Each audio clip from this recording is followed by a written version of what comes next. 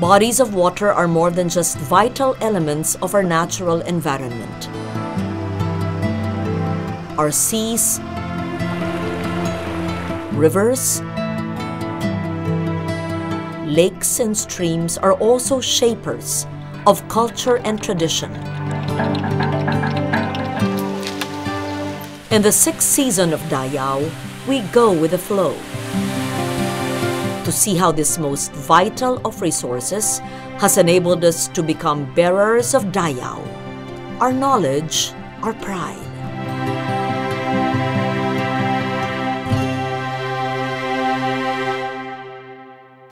Until new data proves otherwise, Laguna de Bay is still officially the largest lake in the Philippines. With a surface area of 949 kilometers, the lake continues to sustain life, culture, art, and expression, even as it faces the problems of its own survival. How has this great lake shaped the consciousness of those who live around it? And how has it proven to be a sustaining life force not only for fishermen, but for craftsmen, artists, and musicians? As this season of Dayao continues to explore the way we live with bodies of water, we turn to the mother, to the great lake of the Tagalog, ang lawa ng Katagalugan, Laguna de Bay.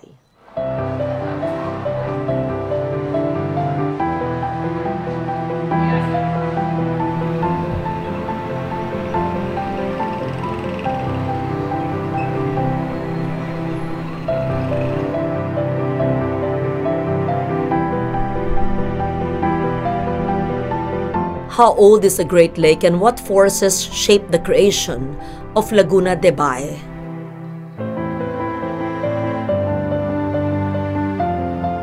What streams and rivers feed the lake?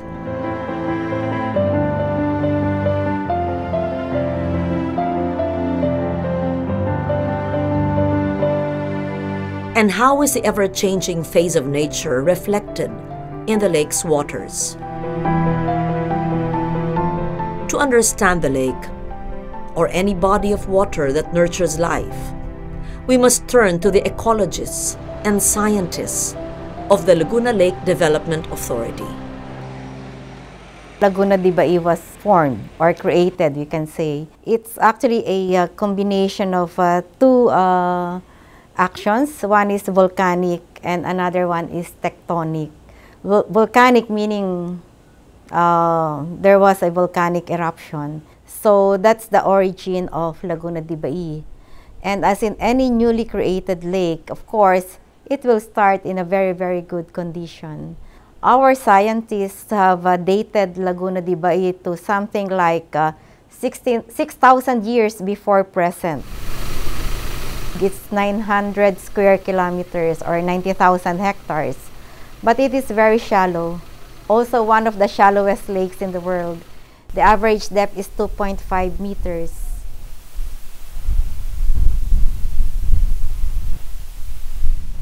So we have a high concentration of nitrates and phosphates. These are the fertilizers that we speak of. It encourages the growth of plants. And the plants come in the form of the microscopic ones. These are the algae or the phytoplankton. And in some periods of the years, it's good per se because algae serve as food for fish. Of course, our lake is very productive in terms of fish production. That's why aquaculture is very good business in Laguna de Bay. Our lake provides protein to the residents, not just of Rizal or Laguna, but to residents of Manila, Metro Manila, and other areas in terms of the fish that we produce from the lake.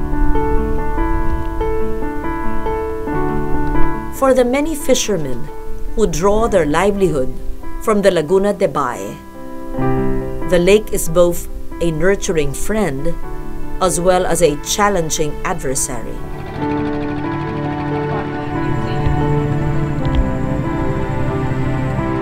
With changing environmental conditions come new challenges. Ang buong Cardona po, base po sa aming ginawang census, ito po ay humigit sa 2,000 ang direktang gumagalaw sa lawa. Karamihan po dito nang makikita ninyong mga mangingisda, yan ay bata pa ay lumalaot na kasi kita po nila ang kita sa pangingisda. May panahon na malakas, may panahon na mahina. Kaya ang naging katwiran po dyan, kung panahon ng malakas, mag-ipon ka, magtayo ka ng ibang pwedeng pagkakitaan. Pag taghina, meron kang kukunan ng pang-support. Ano po yan? Mabait lang yan ganyan. Pagka po ang huli ng isang mangingisda ay hindi lalampas sa 10 kilo, ito po ay tinitinda na lang ng mga asawa para po doon sa karagdagang kita. Ngayon po, pagka po sobrang dami na at alam ng lahat ay halos maraming huli, ang lahat po ng iyan ay nagdadala na sa luok. Meron na po silang kinokontak ng mga buyer na doon ibinabaksak. Hindi, may bangod ka nga!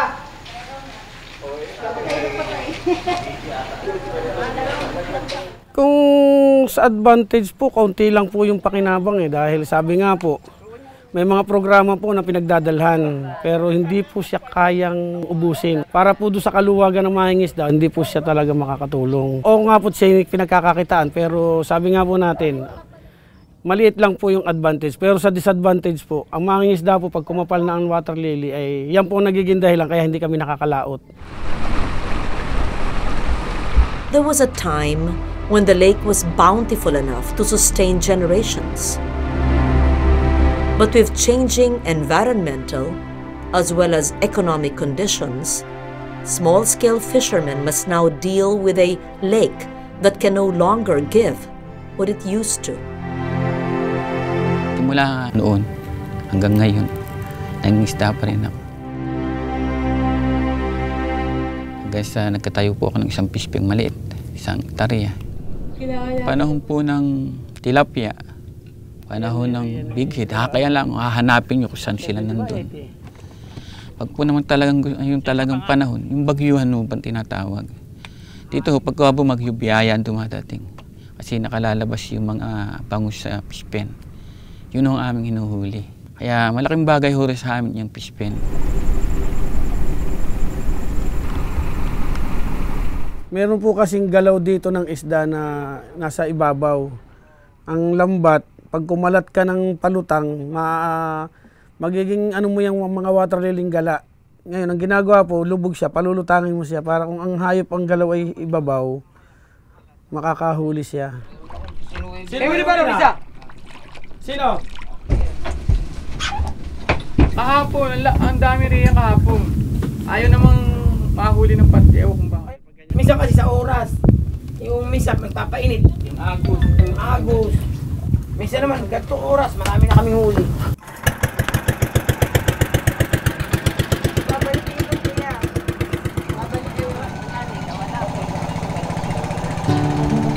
Sabihin na po natin yung mga 90% ng isda sa lawang production, yung binababa. Kaso, itong oras pong ito, ano na lang, yung nakikita nyo ron, kahapon pa yung hango.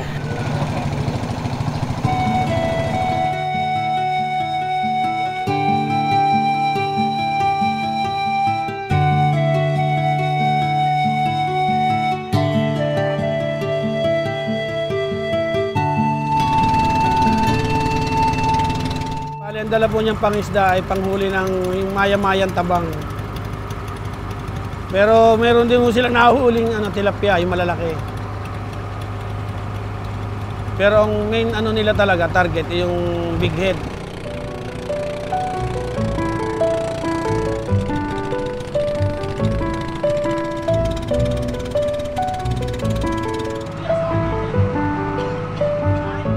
Kasi ang buhay ng mangingisda ay seasonal. May panahon po na maigi ang panguhuli, ibig sabihin po, maigi rin po yung sabi nga natin, nabibili yung gusto. At may panahon naman po na talagang taghirap.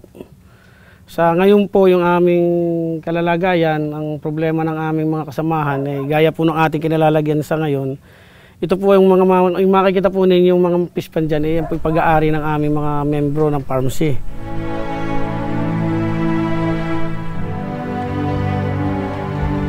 Ito pong ating pwesto ito po ay isang kinreate o isang bigayan o pinagsama-samang puhunan ng mga mangingisda para makapagtayo ng 1 hektaryang gaya po ng livelihood na to.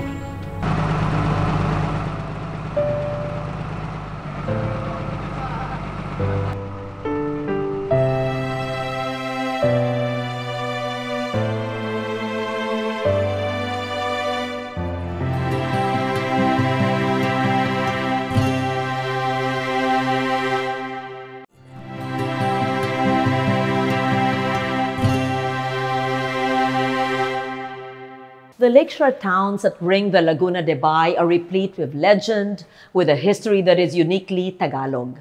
The great churches of Rizal and Laguna are witness to how the lake nurtured entire towns and their cultures. Faith, a sense of place, the roots of home were nurtured on the soil that the lake's waters had made rich and fertile. It is no wonder that many facets of Laguna and Rizal's cultures are linked to the lake and its influences.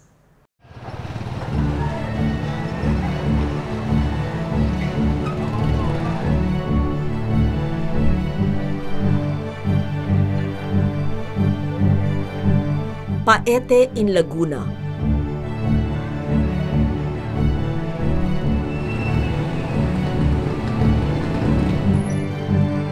Morong.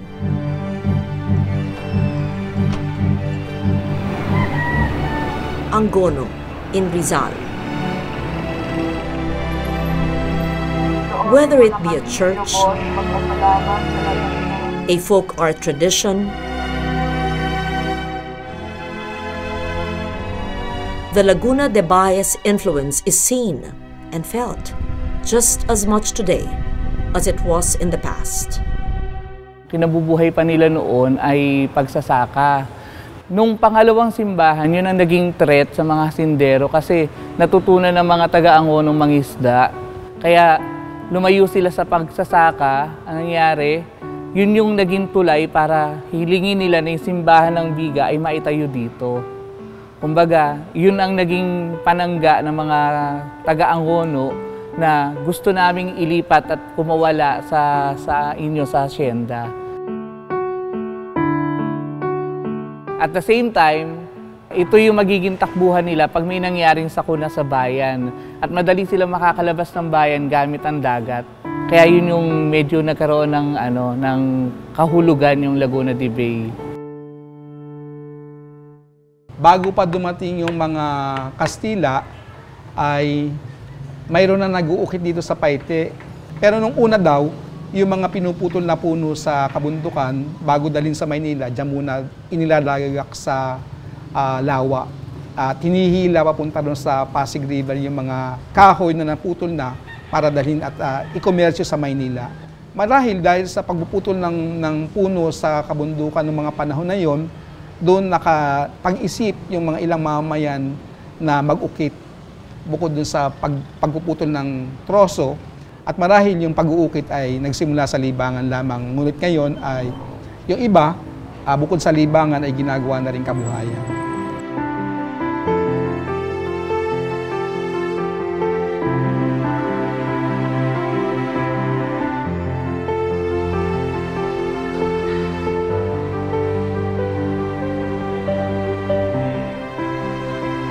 Mga panahon ng tatay ko, lolo ko, mga inuukit niyan, mga nara, kamagong.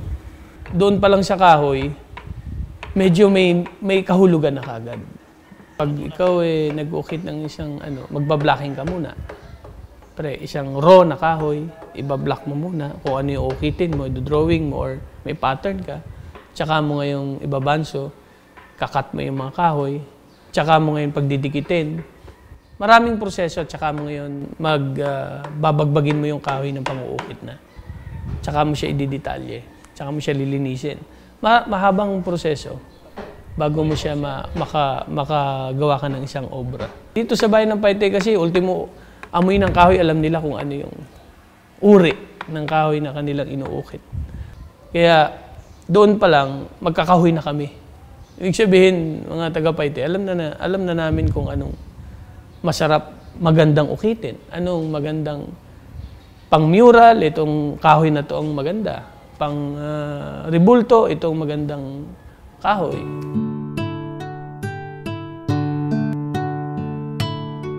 In Cardona, the abundance of water lilies has spawned a new cottage industry.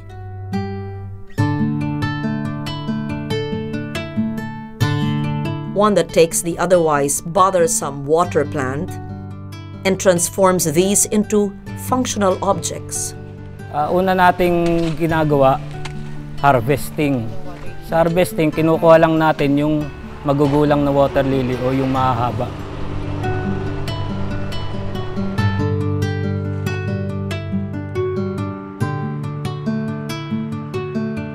Pagkatapos ng harvesting, isasandry namin to.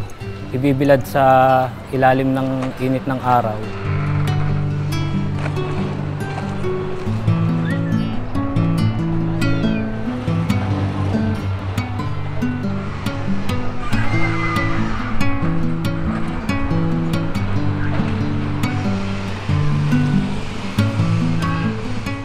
At pag natuyo na ito, isosort naman namin ito para doon sa defiber at para doon sa banig.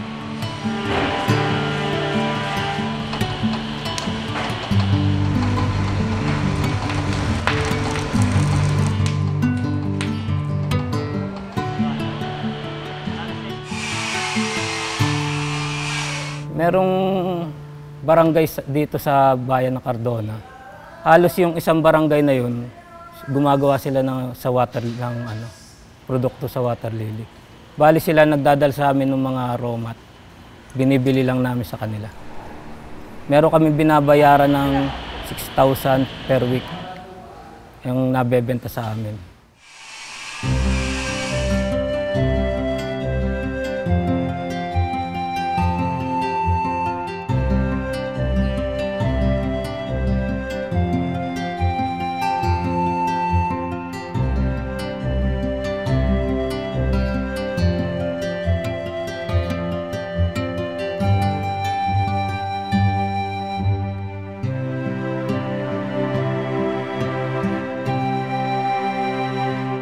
Folk art is closely connected to the natural world.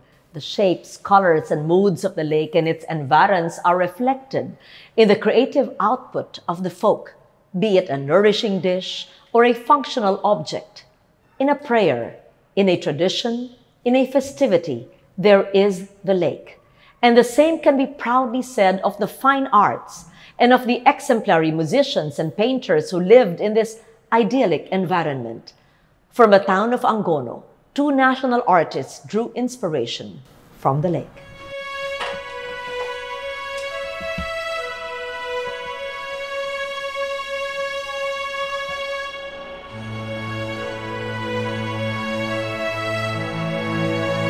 Lucio San Pedro was proclaimed National Artist in 1991. His wide-ranging body of work includes the immortal Sa Ugoy ng Duyan, the iconic lullaby of our nostalgia.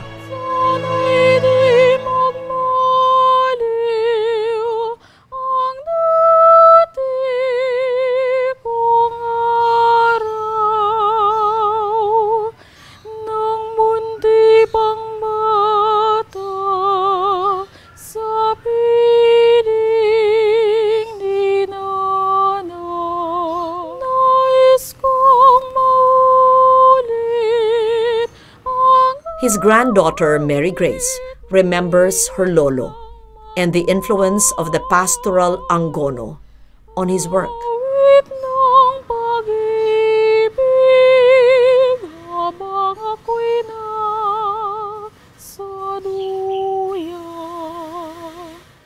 The stillness of his own style,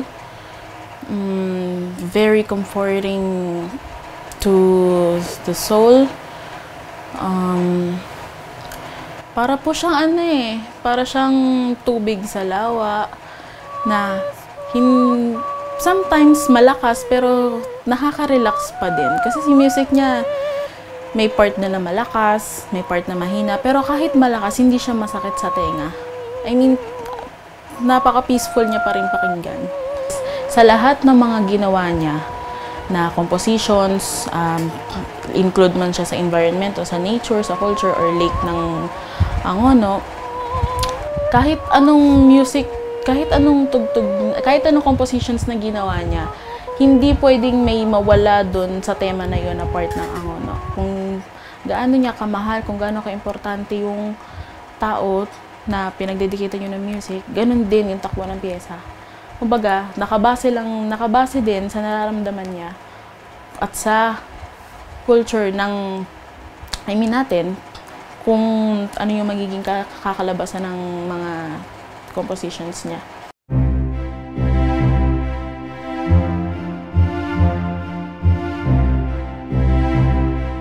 Lucio's cousin was painter Carlos Botong Francisco, who was named a national artist in 1973.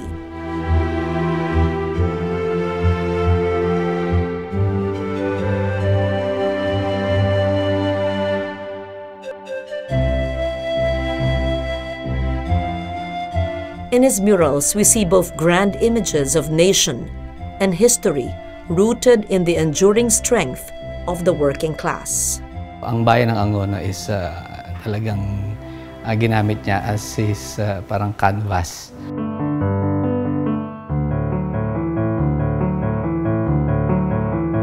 Ito rin yung nagdala sa kanya kung paano siya naging isang magaling na pintor, no? Sa larangan nila, sa larangan ng sine. Malaki na iambag ng environment sa kanya, especially the people or the bayan itself. Yung Fluvial Festival ng Lolo or the Feast of St. Clement, mostly kasi ng trabaho ni Lolo, there's always a character that is very evident na ito ay fisherman or fisher folk, no? So, nature lover ang Lolo eh. Isa na ang lawa, no? He used to, well, hindi niya nakakalimutan na or palagi niyang ginagawa na see to it na nandun siya sa lawa to take inspirations. Hindi magiging national artist siguro ang Lolo if it wasn't for the people or the surroundings that he has. Angono and the Great Lake have much to be proud of in the works of these two national artists. Both who grew up in the lakeshore town, both who traveled the world and learned the Western traditions of fine art, both who chose to return home to see their beloved town and its people in a new nationalistic light.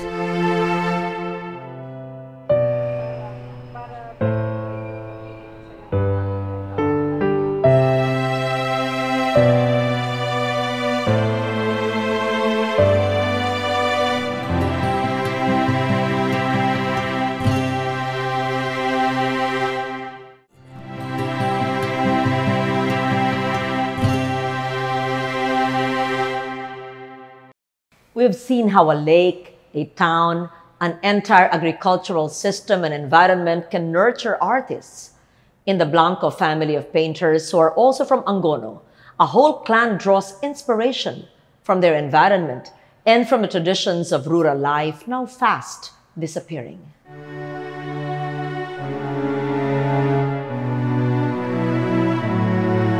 Nandiyan yung lambat na ginagamit ng mga taga-Angono. Nandiyan yung bangka na ginagamit din ng mga taga-Angono sa pangingisda. So, ganong klase. Kaya yung subject matter namin o yung painting namin, nagiging reference din sa research ng mga estudyante at sa mga susunod na henerasyon.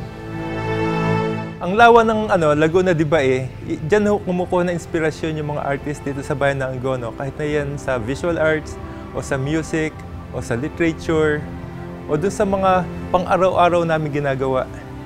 O pang-araw-araw na ginagawa ng mga nauna sa amin. So yung pagpapalaki sa mga magulang namin, ng aming mga lolo't lola, pinalaki sila doon sa para maging matyaga, maging masinop, pagpapahalaga sa history, pagpapahalaga sa arts. Many towns around the lake really developed as very artistic towns, culturally very rich towns. We can name Angono, for example, which is said to be the painting capital of this country. The inspiration of the lake really gave Carlos Francisco or Botong Francisco so much food for thinking or his imagination. From Angono, if we travel straight across the lake, we reach the town of Paite, where we find a similar lecture style. The carvers of Paite are so skilled that they have been harnessed by many other towns.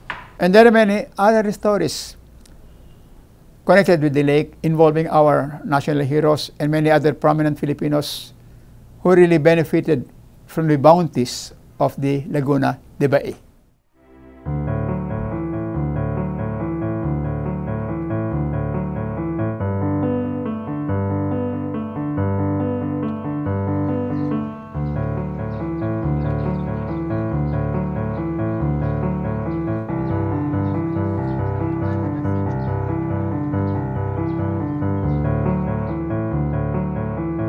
The lake has indeed proven itself a great mother to those who live by its shores. But for how long? The problems of pollution and global warming are changing the face of Laguna de Bai, just as the many fish pens choke the waters. The question begs to be asked, what must be done to save Laguna de Bai?